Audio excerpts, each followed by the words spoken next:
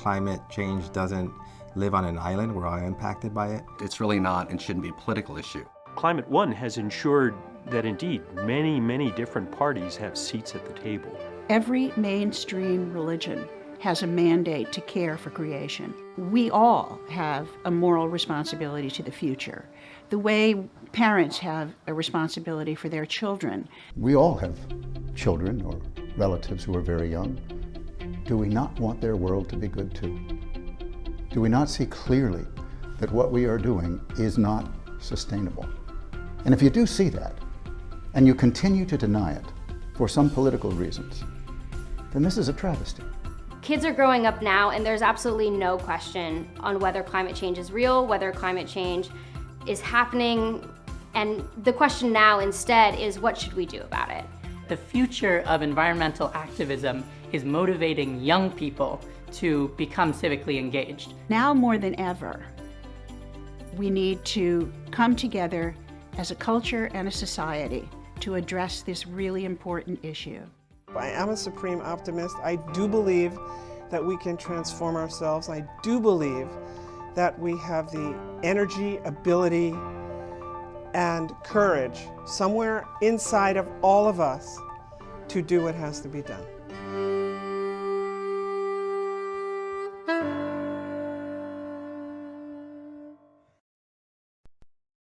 Thanks for joining us for this live stream conversation on what the infrastructure deal means for climate. I'm in the San Francisco Bay Area and would like to acknowledge the Ohlone and Miwok people who inhabited these unceded lands for 10,000 years before settler colonialism took over.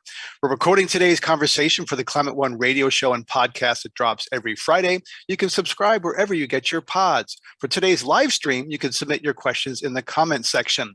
I'm delighted to welcome Carla Frisch, Principal Deputy Director at the Office of Policy at the U.S. Department of Energy, Sasha Mackler, Executive Director of the Energy Project at the Bipartisan Policy Center, and Beth Osborne, Director of Transportation for America. We're excited to hear you. Thank you for joining today. Sasha Mackler, let's begin with you. You work for a bipartisan organization founded by 2 Republican and 2 Democratic U.S. senators. How big a deal is the infrastructure package we've been waiting on for, how many years? Yeah, great. It's great to be here today. This is a really big deal, not only for energy and climate, but for the infrastructure system and for the larger, more for the economy generally here in the U.S. We've been waiting for, I would say, more than 20 years for an infrastructure bill. It seems like every week has been infrastructure week for a very long time. And we finally got this bill across the finish line. And it really does represent a step change in our public commitment to many parts of the economy, but especially for climate change. And I look forward to talking through why that is here today. We'll drill into that. Carla Frisch, this is obviously a big win for the Biden administration. We'll drill into the details on this show, but how will this package cut climate-eating emissions? So glad to be here with you and representing the U.S. Department of Energy. This bipartisan infrastructure law is a very significant investment in cutting emissions. And at DOE, we like to call ourselves a solutions agency, and that we work on a lot of the technologies and systems that will do just that. And for us, the bipartisan infrastructure law includes historic investments and represents the single largest change to our agency since our founding in 1977. And what does that change? The Department of Energy was founded during the Middle East embargo, when it's a little bit similar to today when gas prices were rising. So what's the big change at DOE? So it's a significant investment of over $60 billion in DOE with significant new authorities and new programs, and also build on our existing programs and authorities. Okay, so we'll maybe drill into that, and you're going to shift away from fossils to different kinds of energy. Beth Osborne, you issued a statement after passage of the Infrastructure Act saying, quote, "It will fail to produce meaningful shifts on climate and equity." Why do you say that? Well, the change in the bill on the vehicle side is wonderful and exciting, but it's very status quo on the transportation program. It has taken a decades-old transportation program that's produced very poor results in both equity and climate, but also in safety, in terms of building local economies, in terms of dividing usually Black and brown communities, in terms of giving people equitable access to jobs and services, in terms of costing people a lot of money. It's performed very poorly in all of those areas, and we're hoping for a different result from basically the same programs. Now, that's going to depend on exactly how aggressive USDOT is using their administrative capacity and authority. And it's also going to depend on how much each of the 50 states wishes to change their behavior and investment. Okay, so yeah, states get a lot of say in this. So Carla, I recognize you are with the Department of Energy, not the Department of Transportation, but can you respond to what Beth says there? Well, I'm glad one thing Beth is pointing out is this is one step of investment. So we've got the bipartisan infrastructure law, which has passed and been signed by the president, and we are very excited about. And then the second piece is the Build Back Better Act, which just passed out of the House. And that includes additional investments. But today, I think we're talking about the bipartisan infrastructure law. And I will point out, it makes the largest federal investment in public transit in history, and the largest federal investment in passenger rail since the creation of Amtrak, and really significant investments in EV, both the charging and also at DOE on the supply chain for electric vehicles. Sasha, Mackler, these are big numbers, and yet there's 110 billion for new spending on highways, roads, and bridges, while there's 39 billion for public transit. 86% of the population in the U.S. lives in urban areas where good public transit can play a big role in getting people out of cars and cutting climate-eating pollution, improving public health. So is it a good thing we're still spending 3 times more on car infrastructure rather than public transit, acknowledging that the numbers are big, but the proportions are still car-centric? Well, it's true that the proportions are car-centric, and but I think what we really need to do is look at the trajectory here. The investments are really stepping up across the board in infrastructure for transit. And that's going to make a big difference. And as we look ahead to how this country, will grow over time and will reduce emissions, we need to find ways to get the emissions out of the vehicle fleet. And this bill will do just that.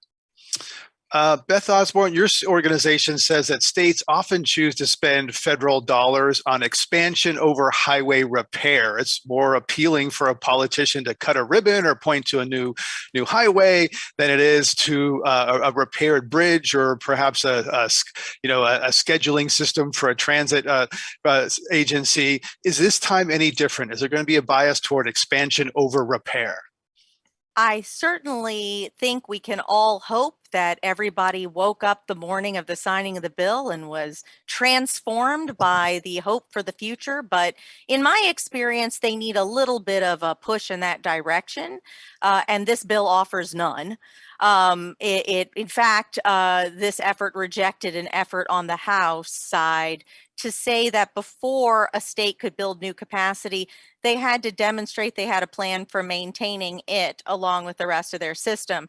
We require that on the transit side. On the highway side, we have, and we continue to allow a state to say, we have no idea how we'll maintain it, and we're going to give up on other pieces of infrastructure.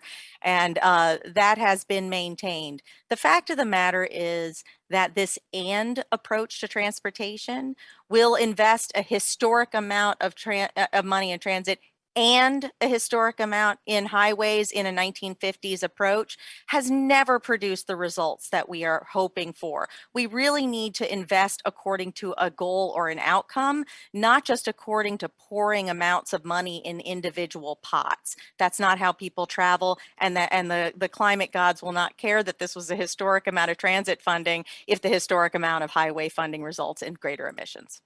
Right. And you talk about induced demand, the idea of expanding roads encourages people to drive. This comes at a time when driving is quite painful.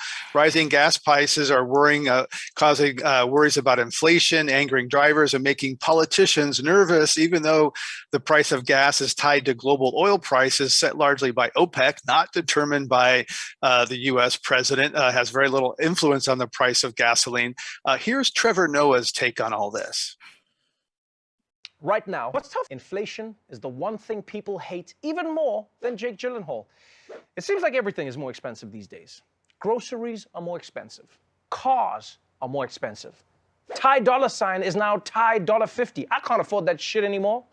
But there's one price that people notice more than anything, and that's the price of gas. More pain at the pump for drivers as we head into the busy holiday travel season. Gas prices keep going only one direction, up. Gas prices rising over 6% over the last month, up nearly 50% over the last year. Gas prices of many U.S. presidents going back decades. That was Trevor Noah's take. What's yours? Yeah, well, I think Trevor makes a really good point, which is that, you know, the price that people experience at the gas pump really does make a difference in how they feel about the economy and how they feel about the performance of the administration or any, the government writ large. And so when we think about energy and climate and associated policies, we really need to take the view that there are a number of factors that need to get managed simultaneously. And that's really what we mean by the energy transition. We need to manage the near term as we drive towards the long term. And managing energy prices, managing reliability and affordability of energy as we transition towards a net zero economy is a very complicated task. And when we talk about this infrastructure bill, and as we think about this infrastructure bill, it's not the case that this is the climate bill for the U.S., but it is a climate bill. It definitely is a piece of the larger puzzle, but it's not the only thing we need to do. We need to be thinking about other mechanisms, other programs. Carla mentioned the Build Back Better Act that has a number of provisions in there that are geared towards lowering the price of clean energy technologies. There are things we need to do beyond that to recalibrate markets, put regulations in place that will provide a long-term goal on emissions and clean energy. But this infrastructure bill does do a lot. We should think about it in the way, when we think about home buying, this is like a down payment. It's a major investment in the sorts of technologies, the innovations, and the systems that we will ultimately need to bring forward and have be commercially available if we're going to hit our net zero targets. And that down payment, which is historically significant here in clean energy, will help to reduce the costs and bring forward in time the technologies that we'll need to hit our goals. And that's, it's an important piece of the puzzle. Right, and we should recognize, that this was what was possible getting through Congress, where even Democrats from Wyoming, West Virginia, there's still fossil fuel states that have a lot of influence over what came out of this. Carla Frisch, some have called for the president to sell some of the Strategic Petroleum Reserve. In fact, the Infrastructure Act includes selling $6 billion from that reserve to pay for these new investments we're talking about. How's the administration navigating public concern over gas prices while implementing this bill? And should some of that, Strategic Petroleum Reserve be sold? Should we sell more of that? Thanks for that. And I think we've heard from the president directly that he believes that Americans should have access to affordable energy at the pump and at home. And when you look at current high energy prices from fossil fuels, that really reinforces the need to diversify our energy sources in the US and adopt sustainable energy sources. So we're not overly reliant on any one source of energy for our economy, for our communities. So the infrastructure law and the Build Back Better Act help do just that. One thing that was just passed in the bipartisan infrastructure law is an increase of $3.5 billion in DOE's weatherization assistance program. And that makes investments to help with low-income residents, help weatherize their homes, increase energy efficiency, increase health and safety, and reduce costs for those low-income households, really by hundreds of dollars every year. So that type of investment paired with the other investments in the bipartisan infrastructure law are helping us get to a longer term sustainable set of prices in the US. Right, because that's a good investment because you help someone, weatherize their home. They're no longer like heating the outdoors every winter, years coming forward. Beth Osborne, 100 years ago, streets were the domain of people, horses, and a few automobiles, and then cars took over in part because of an American love affair with cars that automakers manufactured and kind of put into our culture. COVID has helped reclaim paved public space for people with slow streets and street closures and restaurants spilling into curbside parking spots. Does this bipartisan infrastructure act do anything to ensure spending on complete streets, including people and dogs, as well as automobiles? Tell about the power. There's a very small amount of money available for that. I should be clear, it's an incredibly flexible program. All of the money could be spent on complete streets. They never have been before. They're unlikely to suddenly do so now. The general approach to addressing a problem in transportation is to say, we should create a program to fix identified problem. For example, climate emissions. So we'll create a $6 billion climate emissions reduction program, and then we'll spend $50 billion a year on the traditional thing that drives up emissions. And we do the same with complete streets. Here's $2.5 billion a year for safety, and here's $50 billion a year for not safety. And so I think it's going to take more than money. Money has never solved this in the past. We've tried it over and over. We get the same promises. It really requires policy, and that's going to rely on the administration to lay down the law in the way they implement these programs. And there's a lot of things they can do. There's a bunch of cities that have experimented during COVID and had some really good experience, but their state runs this program, again, by the way it was designed by Congress. And states often stomp on the city's desires to create that kind of environment. And it will be up to USDOT to tilt the scales a little bit more in favor of those local governments, or to help the states recognize these benefits. Sasha Mackler, is there danger in being so flexible? I mean, this is the way American democracy works, right? Federal government gives some guidelines and money to states, and states are the laboratories where they get to implement these things. Is there danger in the flexibility as well as perhaps opportunity? Well, I think that's right. There's both, right? I mean, the federal government sets the direction of travel, and it deploys the resources. And I think that what really can transpire here is that the states then, if they take these responsibilities seriously, and if they work in collaboration with the federal government, they can really design programs that are fit for purpose for what's happening on the ground in those locations.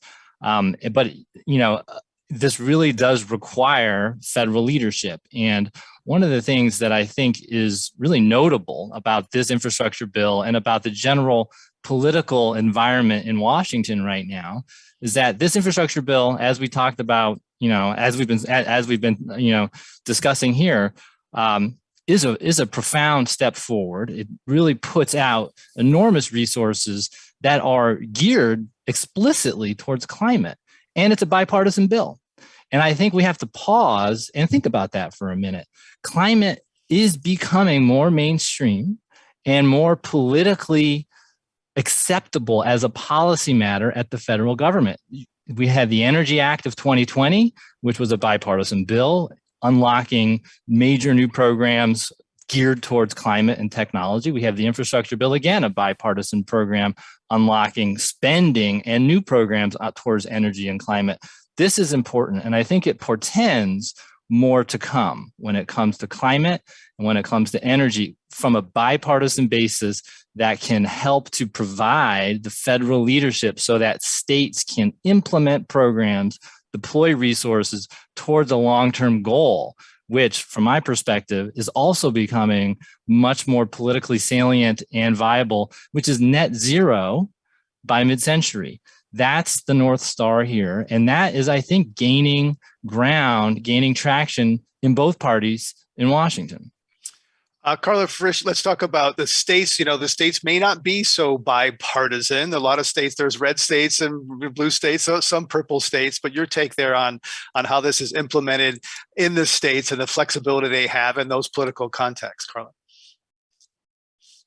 Right, well, the states have an important role here. And as Sasha was pointing out, we have seen climate action from all parts and levels of society in the US. So we've seen state governments, local governments, private sector actors, regardless of party affiliation, really stepping up to the plate and taking action on climate, because they know that will deliver for them and their community sustainable prices, more job opportunities, and better health outcomes.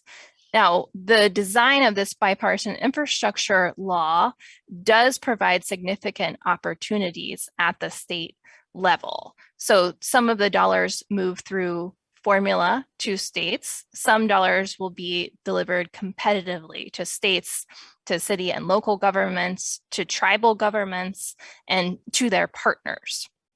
And some of that will go out immediately. Some of it requires new program design, so it will take a little bit longer. But one of the unique aspects of this bipartisan infrastructure law compared to even 2009 American Recovery and Reinvestment Act is about the time frame. Because most of the programs in this law are looking at a 5 to 10 year time frame. So a sustained investment in competitiveness for the United States. It's not a one-time infusion of dollars. It is sustained over that time period. Right, yeah. And so that one reason why maybe it won't have the huge hit on inflation that some people are worried about. Sasha, Mackler, counties are the biggest operators of road and transit systems in the U.S. They cheered the passage of the Bipartisan Infrastructure Act, yet transit systems have been hit hard by declining ridership during COVID. How is this going to impact transit systems? We've discussed $39 billion, light rail and buses around the country. How's this going to affect transit? Well, I think, it'll help to modernize transit, which should make it more appealing to use. I think that's really kind of the key insight and the core priority here. And as we look ahead, it's not just transits, although that is important. It's also the decarbonization of fuels and the build out of a 21st century grid that can support EV infrastructure charging. All of those, transportation policies need to fit together.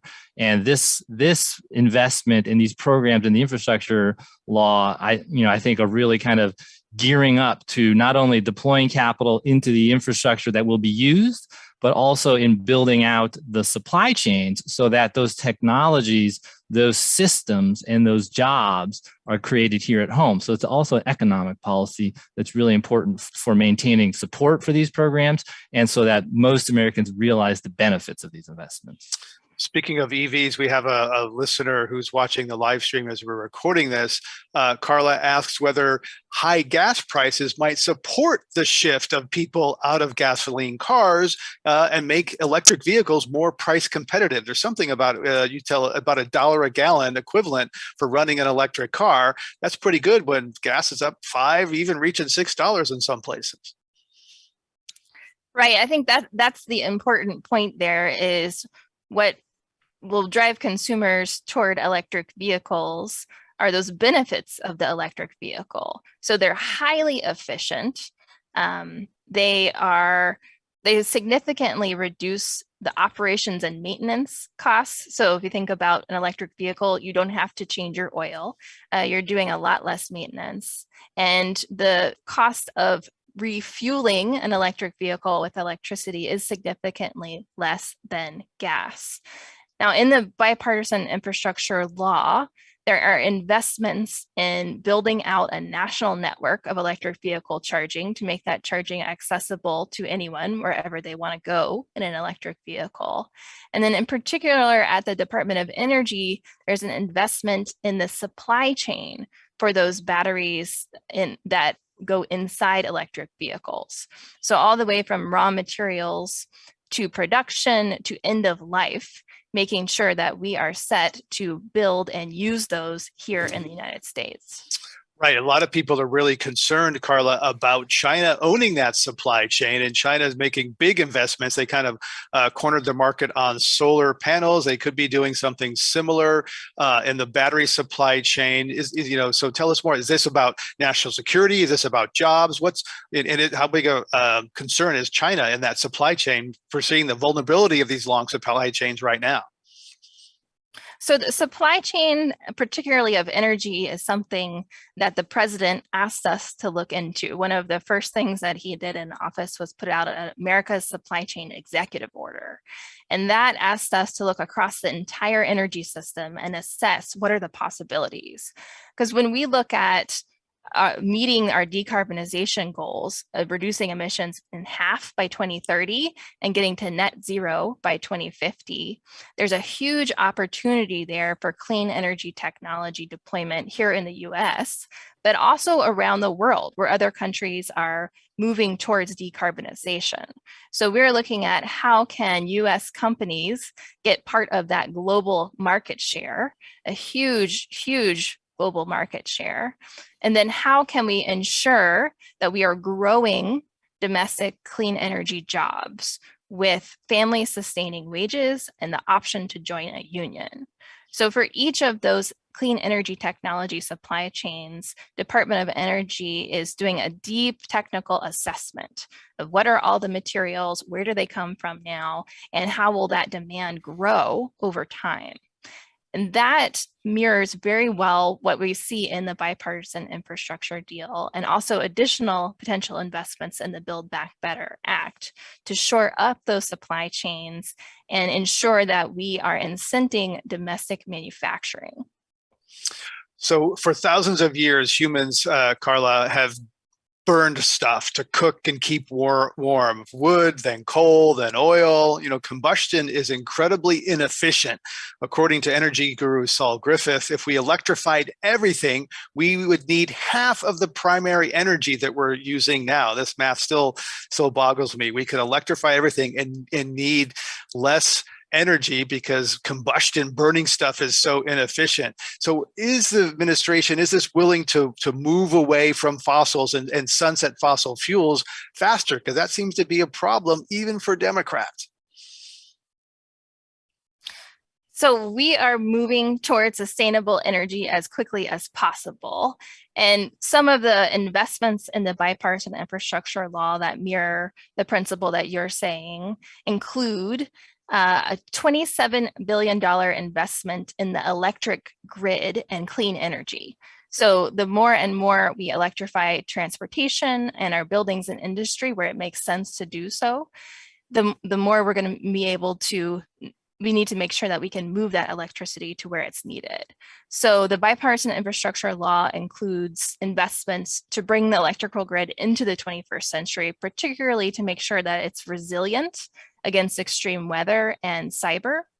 It also establishes a new transmission facilitation program for DOE to help make sure that we can get that transmission built across the country. In parallel to that, there's significant investments through DOE in expanding access to energy efficiency and clean energy for families, for communities, for businesses, through the low-income weatherization that I mentioned, but also through investments in county and state level programs, and particularly in schools to make sure that they can take advantage of that clean electric energy and use that in transportation or in their buildings. So there's more, yeah.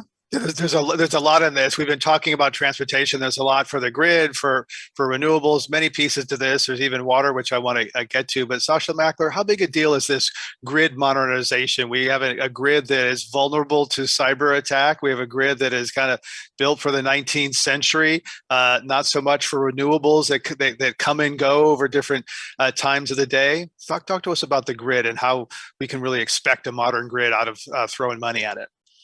Well, so yeah, the grid does need to be built out, hardened, and expanded, and that requires investment, which the infrastructure law, does have as a part of it. That was just outlined by Carla. There's also some provisions in this law that center on the permitting side and the planning side of the grid, because I think when you start to unpack this issue of how we electrify, which I share the view that the more we electrify, generally the better it is for climate emissions and for energy efficiency, and probably for cost as well. We need to have the tools to build the electricity grid more quickly than we can today, because if you're involved in the energy sector, that it is extremely difficult, time consuming, and more expensive than it needs to be to try to site and build and finance long distance, high capacity power lines.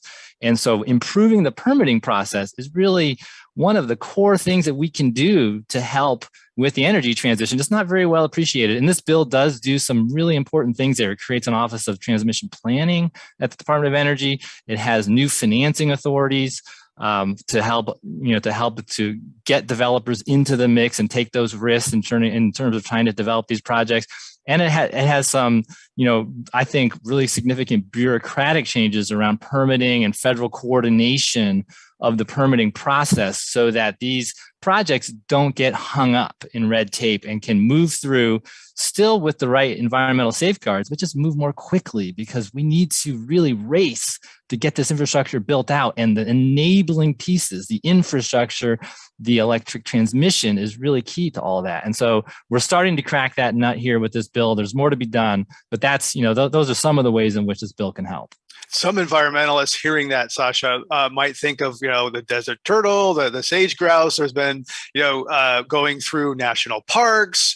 There's been a lot of environmental anxiety, concern about big, ugly transmission lines going through sensitive habitats. So are you saying we need to loosen environmental protections, and that might be necessary to get to the climate goals? Well, so this is, I think, really going to become one of the most important and complicated parts of the energy transition, is how do we build this infrastructure quickly and I think justly, right? And there's no easy answers. First of all, what I would say is we have a lot of existing right-of-way in this country, and we could even look to the highway system as one example of a right-of-way that could be leveraged for other infrastructure like transmission. That's number one. We need to do more thinking and planning there, and unlock some of the barriers around how the state and federal governments can work together around leveraging existing rights-of-way, because that will reduce the opportunities for conflict.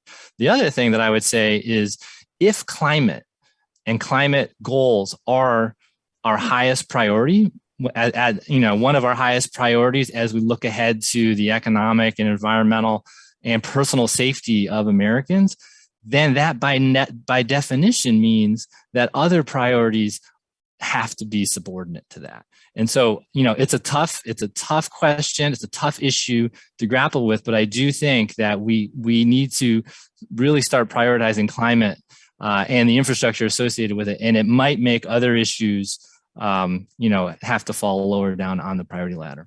Sorry for the turtles, right? I want to get back to transportation. Beth, Osborne, Transportation for America notes that our roads are deteriorating despite unprecedented levels of funding, including windfall funding from the 2009 Recovery Act. And you said that we have a great track record in throwing more money at transportation in this country. What were the specific lessons of that 2009 Stimulus Act, and have those lessons been applied this time around?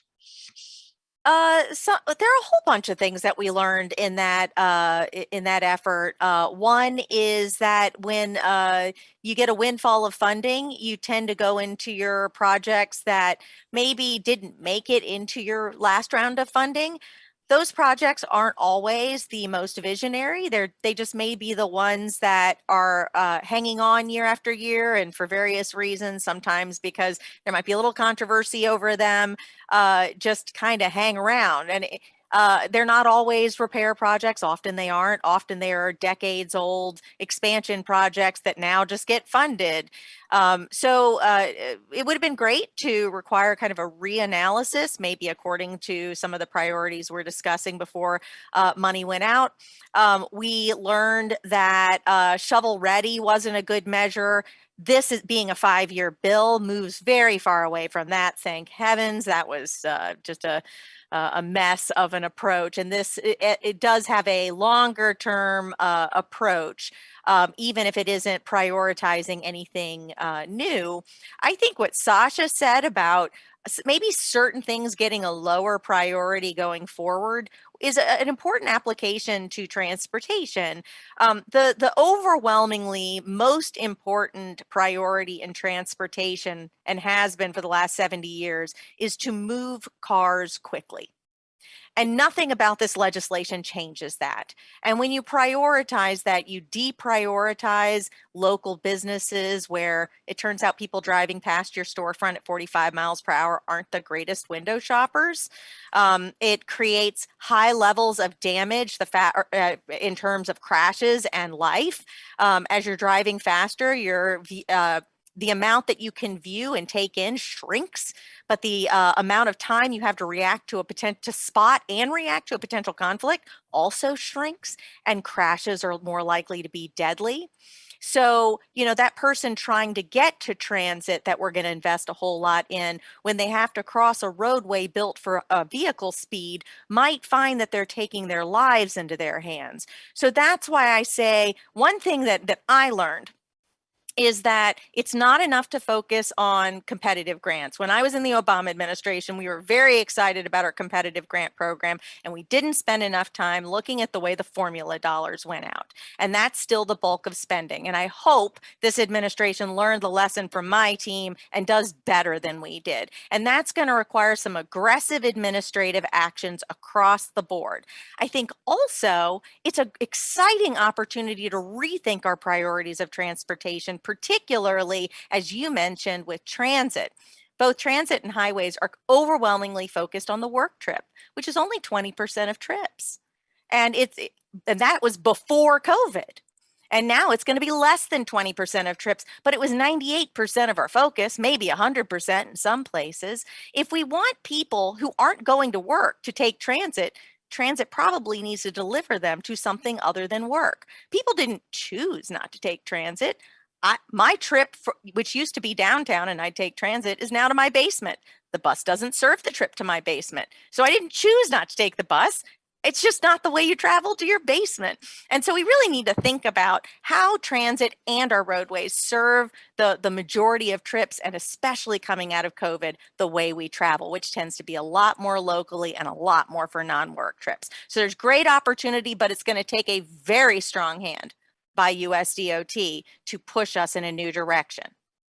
Yeah, I appreciate that point about speed and, and streets all about speed. I live near a couple of one-way streets, and as a motorist, I think they're great. But then talking to some urbanists, I learned about, they're actually really dangerous. They're kind of freeways. As a driver, I'm like, yeah, get me there fast. But they're actually, as a pedestrian, they're scary and dangerous. And maybe you kind of rethink the utility of one-way streets. Carla, Frisch, and Greg, can I just mention Sure. that over COVID, the number of fatalities have skyrocketed. We have seen record-breaking increases in fatalities overall, but additionally pedestrians, and those fatalities fall much harder on Black and brown people, particularly Black Americans and Native Americans.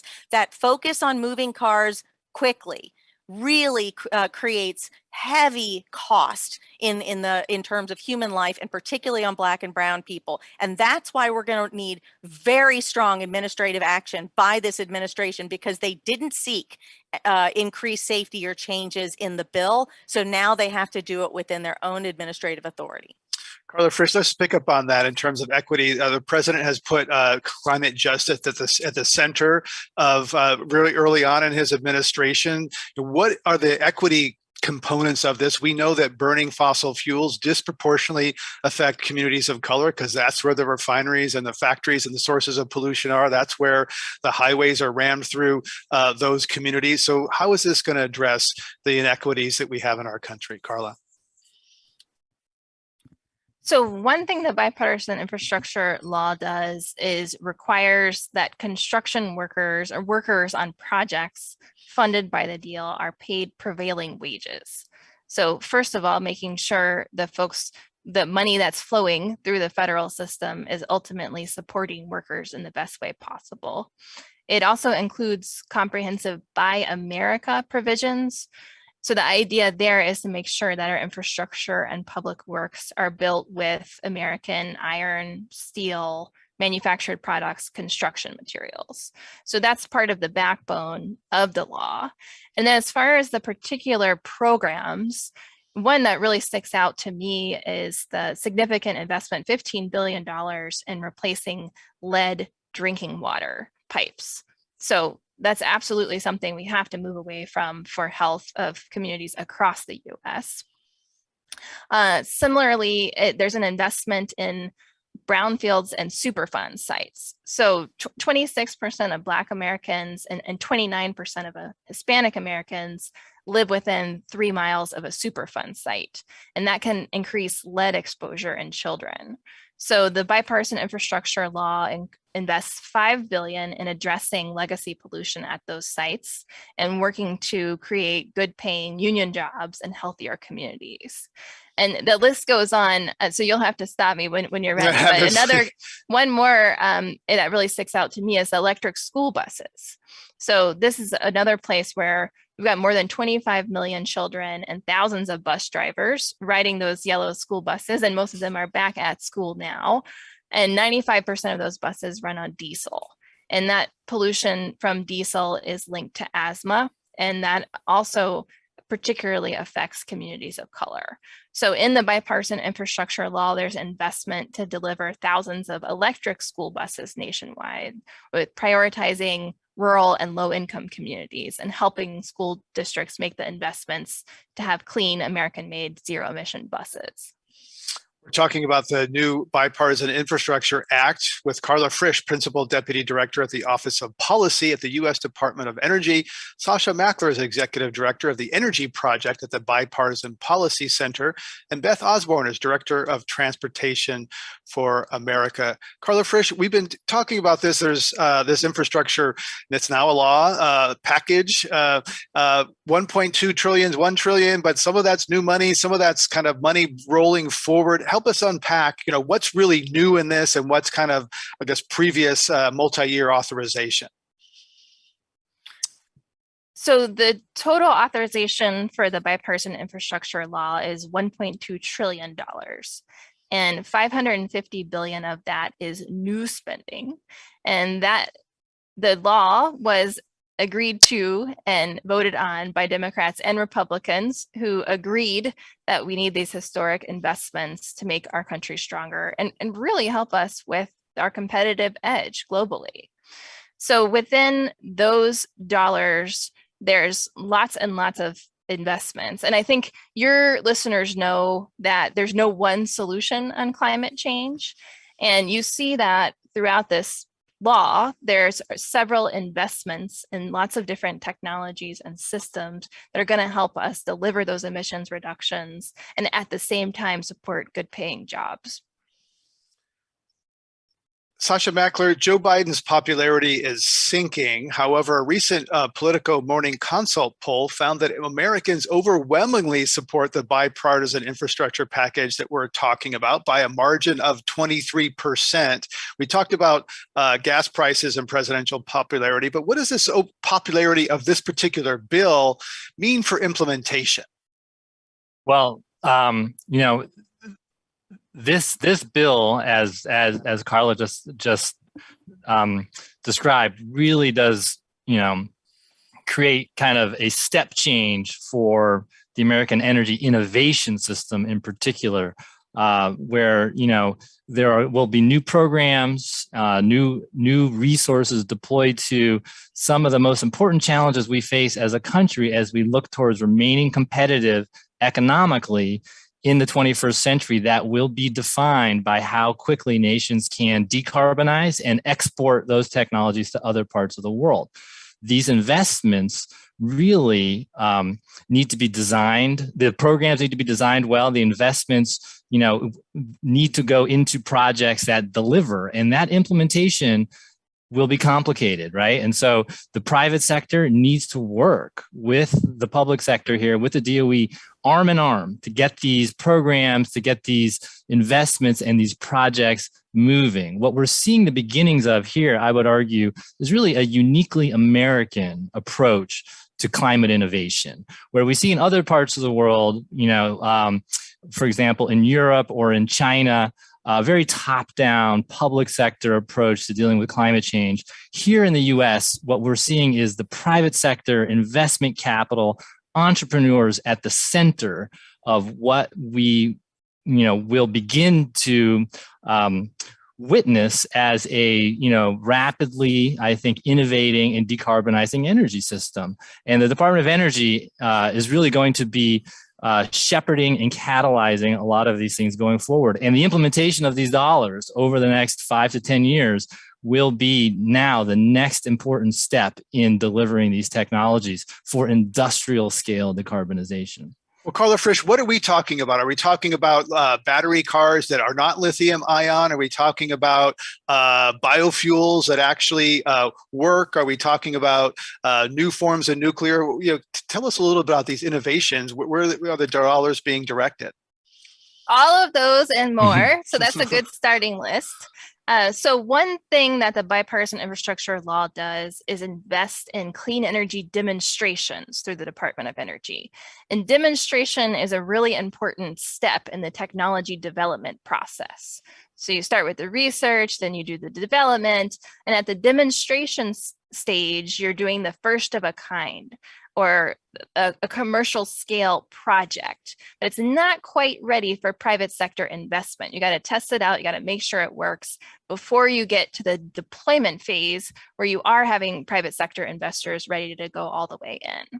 So in that demonstration step, the law invests $21+ billion, and that includes clean hydrogen demonstrations across the country. It includes carbon capture, both direct air capture, pulling carbon out of the air, and industrial emissions reductions. It includes advanced nuclear demos, and it includes demonstration projects in rural areas and a set aside for demonstration projects in economically hard-hit communities. And one of our principles at the Department of Energy is thinking about place-based investments. So we're thinking about how can we get the technology to the next level, to where it needs to be. But at the same time that we're doing that, how can we make sure that those demos are in communities across the country, and diverse communities across the country that have the particular characteristics and skills that can support that kind of technology. There's an opportunity here both on the technology front and on the community front. And so as I hear you say all these things, I'm kind of having a bit of a flashback to the last time we had a big infrastructure energy investment on this. It was much smaller than this, Carla, but it was 2009, and there were some investments that were made that were highly successful. Tesla may not be here without some of those loans received last time around. Now it's $1 trillion company and surging, and without that, the U.S. auto industry would not be electrifying. The global auto industry would not be electrifying the way that it is. But if you ask an average person, they probably don't know that. They know about this one particular solar company that went bankrupt, that got repeated again and again and again. So Carla, what is the administration doing to sort of tell the story and learn from last time? This is bipartisan, so maybe Republicans will be invested in its success, but some of the Republicans who voted for this have been attacked already. So talk about the narrative, because you're talking about investing in some of those new technologies, some of which will fail. Right. I think Beth pointed out that she and others who worked in the government at that time or worked outside of the government have spent a lot of time learning from what worked and what worked less well during a previous round of investment. And some of that you see already embedded into the design of this bipartisan infrastructure law. What we're focused on at Department of Energy is, one, really significantly moving towards reducing our emissions consistent with the president's goals. Two, making sure we're doing that alongside growing the opportunity for clean energy jobs with family sustaining wages in the US. Three, really looking at our domestic competitiveness of how can we onshore manufacturing and make sure that we're creating the things here. And more, including for our energy justice communities. We've got the Justice 40 initiative across the administration, which is focusing on making sure that a portion of the benefits of these federal investments are going to energy justice communities who in the past have suffered and not fully gotten the benefits of the transition to clean energy that we're starting.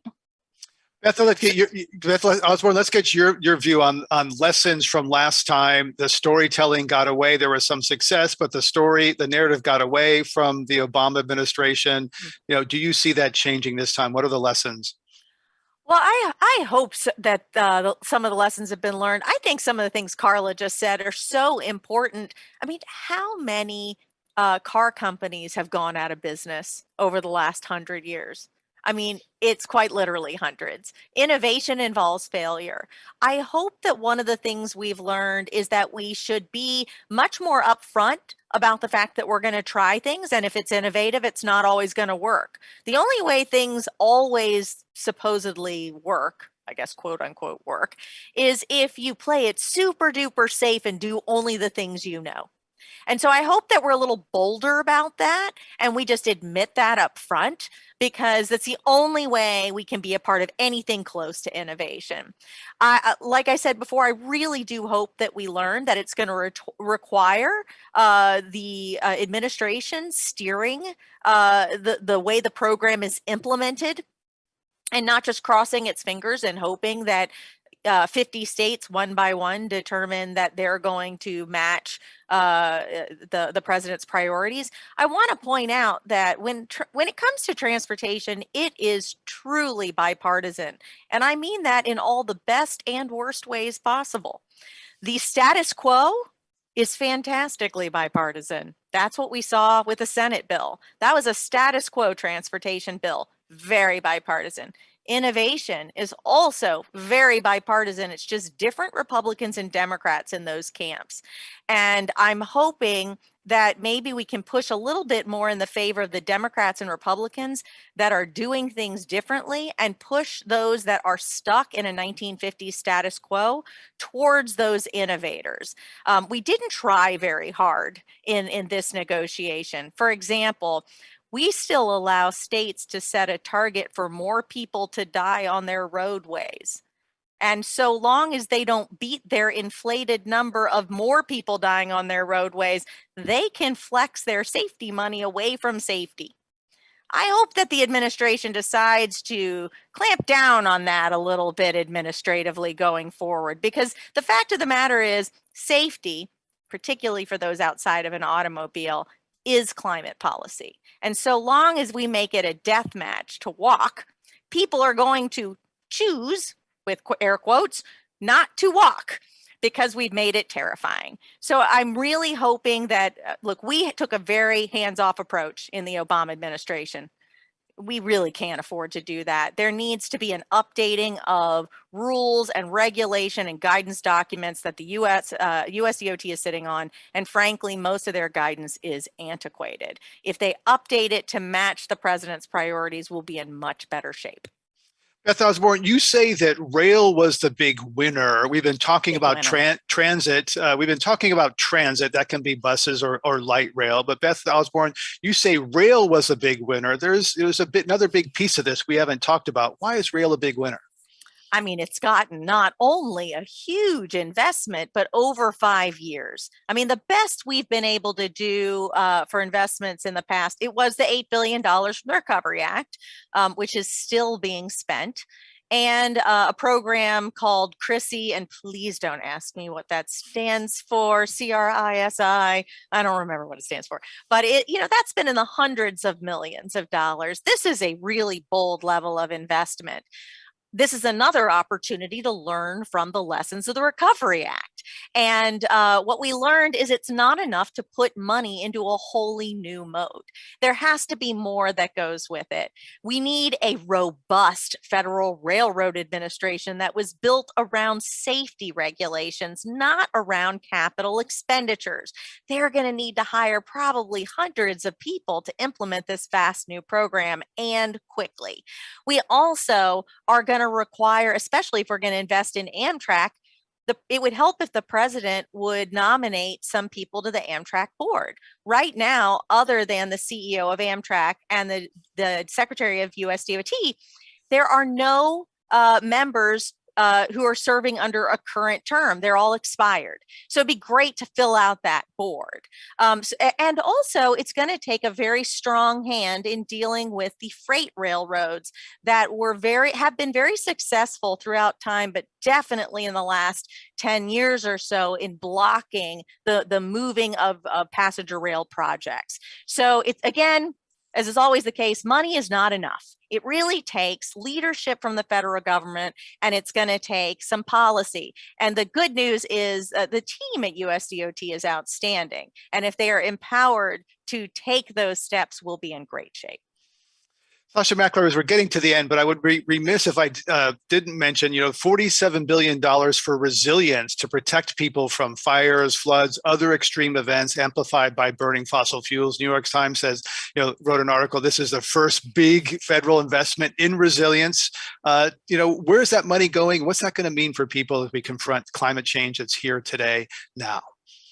Yeah, so resilience is such an important part of our climate strategy generally, and of this bill as well. I mean, there's the infrastructure that needs to be put in place to make cities, towns, the nation in general more sort of prepared for the climate changes that we expect to see, from greater storms, for droughts, these sorts of things. That's hard infrastructure that really needs to get invested in and built out as we look ahead. And those sorts of programs and investments are in this bill, in addition to resilience of the grid.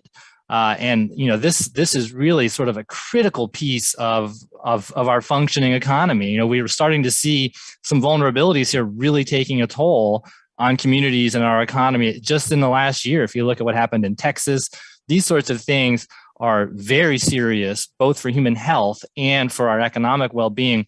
And the investments to harden our infrastructure against these expected changes really are part of this package.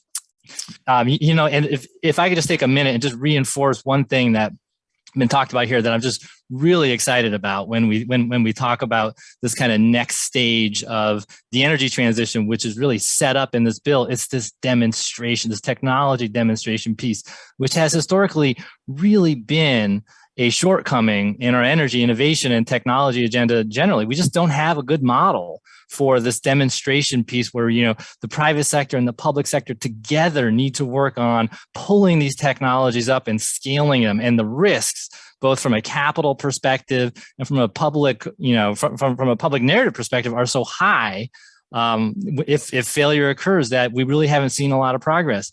This demonstration authority, this Office of Clean Energy Demonstrations that is being established now at the Department of Energy with $20+ billion is really a step change. And it offers a lot of promise for helping to really create the initial conditions for our energy transition. So I just wanted to put a finer point on that, what Carla described. Very important program, really exciting one to watch. As we wrap up, I want to look ahead and ask, first starting with Beth, what was shifted to the Build Back Better legislation? We know that there was a lot of climate things in this infrastructure bill that got shifted to the other bigger one, a lot of big climate in there. What are you looking at that was shifted out of this, and what are the prospects for that getting through? Because now it's been passed by the House, it's at the Senate. Yeah, there's some additional money for electrification. Something when gas prices are going up is incredibly important. I'd point out, though, that gas prices is a very small portion of the cost of owning cars. So maybe we can also seek ways to reduce people's reliance on cars. And another part of the Build Back Better proposal is a provision to connect people in affordable housing with higher quality transit. It's $10 billion. It is not only an important provision, it is a restoration of the bipartisan infrastructure agreement. They agreed to $49 billion, and it was the only thing they abandoned in the bill of the bipartisan agreement announced at the end of June.